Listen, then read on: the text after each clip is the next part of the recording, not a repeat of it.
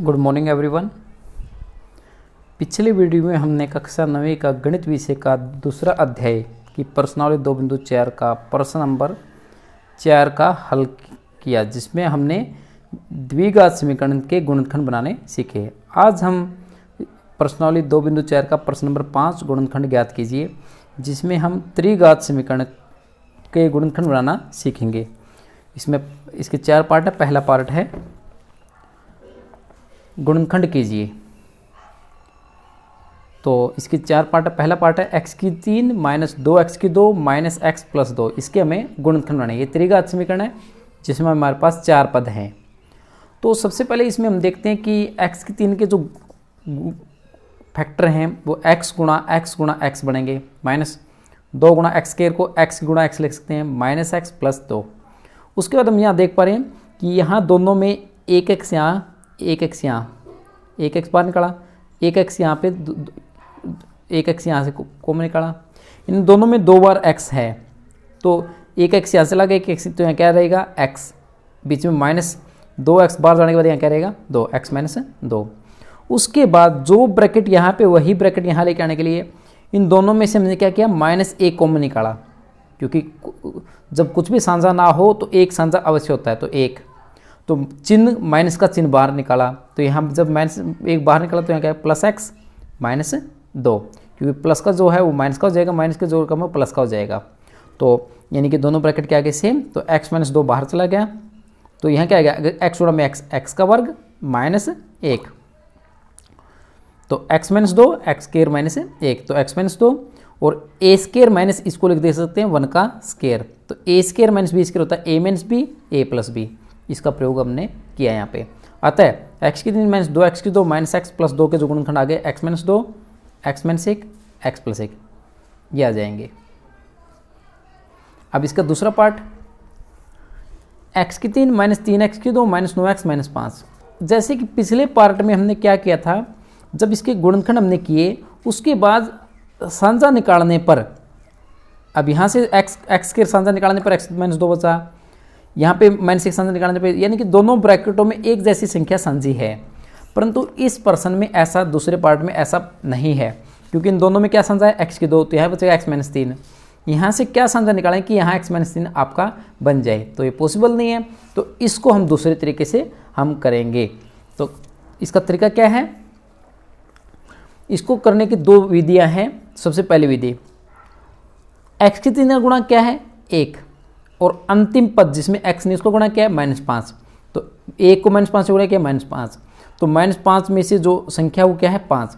अब 5 के कुल गुणनखंड क्या होते हैं, ये 1 पंजे 5, ये एक ही होता है, मतलब 1 और 5 इसकी ये 2 गुणनखंड हैं, 5 एकम 5, और कोई इसका गुणनखंड नहीं हो सकता। अब हम क्या करेंगे, सबसे पहले जो आपका बहुपद है उसका नाम हम क्या रख देते हैं px रख देते हैं। पहले पद का गुणांक और अंतिम पद का गुणांक करने पर जो संख्या आई उस संख्या के गुणांक बना लेते हैं, जैसे 5 एकम 5। तो हम क्या रखेंगे, अब यहाँ पे 2 गुणांक आपके सामने हैं 1 और 5, तो हम सबसे पहले क्या करेंगे, इस समीकरण px में x का मान क्या रखेंगे 1 रख देंगे। तो इस समीकरण में x से क्या रख देंगे 1, यानी जो गुणांक आपका पहला क्या है 1, तो पहले आप प्लस 1 रखेंगे, तो 1 की पावर 3 माइनस 3, 1 की पावर 2 माइनस 9 एकम 9 माइनस 5, तो 1 माइनस 3 माइनस 9 माइनस 5, 1 माइनस 17 कितना है माइनस 16, जो कि 0 के बराबर नहीं है। यानी कि 1 रखने पे इसका मान क्या है 0 नहीं है, यानी कि x को वैल्यू 1 रखने पर वो इसका शून्यक नहीं है, यानी कि जो x माइनस 1 इस बहुपद px का गुणनखंड नहीं है। फिर हमने क्या किया, 1 के साथ दूसरा चिन्ह, इसका चिन्ह क्या ले सकते हैं माइनस 1, यानी पहले प्लस 1 लेंगे फिर माइनस 1 रखा, तो माइनस 1 की पावर 3 माइनस 3 गुणा x से क्या रखा माइनस 1, तो माइनस 1 की पावर 2 माइनस 9 गुणा में x से क्या रखा है माइनस 1 माइनस 5, तो माइनस 1 ये माइनस 1 का स्क्वायर प्लस 1 यानी माइनस 3, ये 9 की माइनस 1 से प्लस 9 माइनस 5, तो 9 5 और 3 8 9, 9 में से 9 गया 0, यानी कि x इक्वल टू माइनस 1 रखने पे px का क्या आ गया ये शून्यक आने, यानी कि माइनस 1 रखने से ये px का मान क्या हो गया 0, आते इसका शून्यक है। इसलिए x माइनस 1 उधर जाने के बाद x प्लस 1 px का क्या होगा एक गुणनखंड होगा। तो हमने क्या किया, एक गुणनखंड px का निकाल लिया। इसी तरह दूसरा गुणांक क्या था इसका 5, अब 5 को पहले 5 रखा हमने समीकरण में, p का 5 पे मान कितना आएगा 5 की पावर 3 माइनस 3 गुणा 5 की पावर 2 9 गुणा 5 माइनस 5, इसको समीकरण में जब हल किया ये कितना आ गया, इसका मान 0। अतः x का मान 5 रखने पर वो समीकरण का क्या है, उसको वैल्यू समीकरण की वैल्यू को क्या बना दिया 0। अतः x - 5 px का क्या हुआ, एक गुणनखंड है। हमने क्या किया, x + 1 भी px का गुणनखंड है और x - 5 भी px का एक गुणनखंड है। फिर हमने क्या रखा, अंत में 5 का जो अपोजिट -5 रखा। अब -5 रखे पे बहुपद का मान कितना है, 0 नहीं है। तो अतः x का मान -5 रखने पे बहुपद का मान 0 नहीं आना है, इसलिए x + 5 px का गुणनखंड नहीं है। अब क्योंकि यहाँ पे हमारे पास केवल -1 रखने पे और 5 रखने पे इसके यानी कि x + 1 और x - 5 ही गुणनखंड है इसके, तो यानी कि px की जो कि घात 3 है उसके 3 गुणनखंड होंगे, जिसमें से 2 गुणनखंड, एक आपका x + 1 हुआ, एक x - 5 हुआ। तीसरा गुणनखंड भी क्या होगा, x + 1 ही होगा। वो कैसे निकालेंगे, जो आपके 2 गुणनखंड है x + 1 x - 5 उन दोनों ही गुणा करके इस समीकरण से इसको भाग कर दो। इस समीकरण को, इस px को आप x + 1 x - 5 की गुणा करके उससे भाग कर दो, तो दूसरा गुणनखंड आपका क्या आएगा, x + 1। अतः इस समीकरण के 3 गुणनखंड है x + 1 x + 1 और x - 5। ये गुणनखंड की पहली विधि है। अब हम अगले प्रश्न में इसकी दूसरी विधि का वर्णन करेंगे, जो पार्ट नंबर 3 है, x की 3 में 13x की 2 + 32x + 20। तीसरा पार्ट, x की 3 + 13x की 2 + 32x + 20, इसके हमने गुणनखंड बनाने हैं। तो वही जैसे पिछले प्रश्न में हमने पढ़ा था, x की 3 का गुणा क्या है, 1, और बिना x की जो पद है उसका गुणा क्या है, 20। तो 20 से कम 20, 20 के ऐसे गुणनखंड बनाइए जिनके गुणा करने पर 20 आए। तो 20 के गुणनखंड होते हैं 20 से कम 20, या 2 के पढ़े में 2 दाई 20, और 3 के पढ़े में आता नहीं, 4 के पढ़े में 4 पंजे 20, उसके बाद 5 के पढ़े में 5 चौके 20, वही आ जाएगा सेम। यानी कि 20 के जो गुणनखंड है उसमें 1, 20 या 1, 2, 4, 5, 10 और 20, ये 20 के गुणनखंड हैं। इसको हमने निकाला, तो क्या किया, x की 3 का गुणांक 1 और अंतिम पद का गुणांक हम गुणा करने पर जो संख्या आएगी उसके गुणनखंड हम बना लेंगे इस तरह से। अब इसके गुणनखंड में 1, 2, 4, 5, 10, 20, तो 1, 2, 4, 5, 10 और 20, ये इसके गुणनखंड हैं। हम क्या करेंगे, इन गुणनखंडों को इसको px मानते हुए इस बहुपद का नाम हम रख देते हैं px। तो पहले उस px में हम क्या, x का मान क्या रखा, 1 रखा। 1 रखने पर इस बहुपद में रखा 1 की पावर 3 + 13 गुणा 1 + 32 गुणा 1 + 20 रखने पर इसका मान क्या है, 0 के बराबर नहीं है। यानी कि x का मान 1 रखने पर बहुपद का मान 0 नहीं है। अतः x - 1 इसका गुणनखंड नहीं है, ये गुणनखंड नहीं है। क्यों, क्योंकि इसने इसको 0 नहीं बनाया। क्योंकि हमने ये पढ़ा था कि x = 1 रखने पर अगर px का मान 0 हो जाता है तो x - a इस बहुपद का गुणनखंड हो जाता है।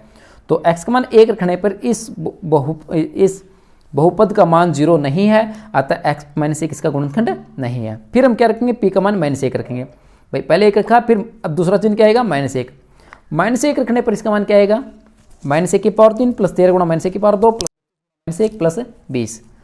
तो -1 की पावर 3 -1, -1 की पावर 2 + 1 की 13 से गुणा 13, 32 से कम -32 + 20, 20 और 13 33, 32 और 1 33, 33 में से 33 जाएगा 0। अब x का मान जब हमने -1 रखा, x का मान -1 रखने से ये बहुपद का क्या है, एक शून्यक है। अतः इस -1 को उधर लेके आएंगे तो x + 1 इस बहुपद का क्या जाएगा, एक गुणनखंड आ गया। हमने क्या किया, जो इसके गुणनखंड थे उन गुणनखंडों में पहले 1 को रखा, फिर -1 को रखा, फिर 2 को रखते, फिर -2 को। तो सबसे पहले -1 रखने पर इसका मान क्या आ गया, 0 आ गया। अतः x + 1 px का क्या बन गया, 1। यानी हमने सबसे पहले क्या किया, गुणनखंडन प्रमेय का प्रयोग करते हुए इस px का एक अभाज्य गुणनखंड, इस px का एक अभाज्य गुणनखंड निकाल दिया, एक भाज्य गुणनखंड निकाल दिया जो x + 1 है। अब इस बहुपद को उस गुणनखंड से भाग करेंगे, तो x की 3 + 13x की 2 + 32x + 20, जिसके हमें गुणनखंड बनाने हैं, जो कि मैं समीकरण में दिया हुआ है, उसको इसका एक गुणनखंड का नाम क्या है, x + 1 से भाग देने पर। तो भाग देंगे, तो x की 3 + 13x की 2 + 32x + 20, उसको x + 1, क्यों, क्योंकि x + 1 px का एक गुणनखंड है। कैसे चेक किया, हमने अभी चेक किया, 1 रखा पहले, फिर -1 रखा, -1 रखने पर इसका मान क्या आ रहा है, 0 आ रहा है। अतः x प्लस एक पी एक्स का क्या आएगा, गुणनखंड आएगा, वो हमने यहाँ सीखा। अब x प्लस एक से भाग देने पर सबसे पहले किस पे जाएगा, x की 2 पे, क्योंकि यहाँ x है, यहाँ x की 3 चाहिए तो x की 2 से गुणा करना पड़ेगा। तो x की 2 के x से x की 3, x की 2 के x से गुणा x की 2।